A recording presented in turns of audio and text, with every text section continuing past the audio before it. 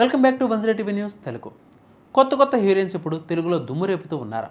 సినిమాకు కొత్త హీరోయిన్స్ పరిచయం అవుతూ మంచి విజయాలను అందుకుంటూ ఉన్నారా? మరి కొంతమంది ముద్దుగుమ్మలు మాత్రం 1-2 సినిమాలతోనే విపరీతమైన క్రేజ్ అయితే సొంతం చేసుకుంటూ ఉన్నారా? కొంతమంది కొన్ని సినిమాలతోనే తెలుగు సినిమాల నుంచి దూరం అవుతూ ఉన్నారు. ఇక ఇతర భాషల నుంచి కూడా కొంతమంది హీరోయిన్స్ పరిచయమై మేపిస్తూ ఉన్నారు. పెళ్లి చేసుకునో లేక అవకాశాలు లేకో సినిమాలకు దూరం అయ్యారు కొందరు భామలు. అయితే ఒక ముద్దుగుమ్మ మాత్రం తెలుగులో 2 సినిమాలు చేసింది. అందులో ఒకటి భారీ డిజాస్టర్ కాగా ఒక సినిమా సంచలన విజయం సాధించింది. కానీ ఈ బ్యూటీకి ఆఫర్స్ మాత్రం రాలేదు.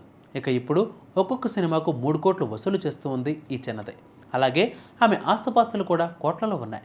అంతేకాదు, ఇండస్ట్రీలో ఆమెను మించిన హాట్ బ్యూటీ లేదు. ఎందుకు ఆమె ఎవరో తెలుసా? ఇండస్ట్రీలో హాట్ బ్యూటీగా పేరు తెచ్చుకుంది ఈ వయ్యారే.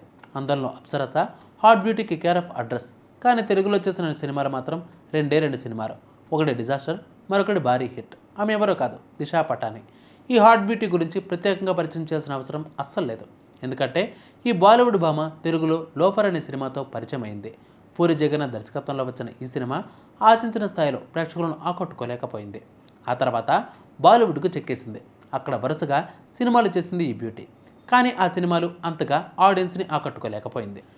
ఇక ప్రభాస్ హీరోగా నటించిన కల్కి సినిమాలోనూ ఈమె నటించింది. ఇక కల్కి సినిమా ఏకంగా 1000 కోట్లకు పైగానే వసూలు చేసిన విషయం తెలిసిందే. అలాగే చివరిగా కంగువాక్ సినిమాలో కూడా మెరిసింది. ఈ సినిమా డిజాస్టర్ అయింది. ఇక ఈ భామ సోషల్ మీడియాలో పోస్ట్ చేసే హాట్ ఫోటోలకు విపరీతమైన క్రేజ్ కూడా ఉంటుంది. ఈ బ్యూటీ ఫోటోలకు నెటిజన్స్ ఫిదా అవుతూ ఉన్నారు.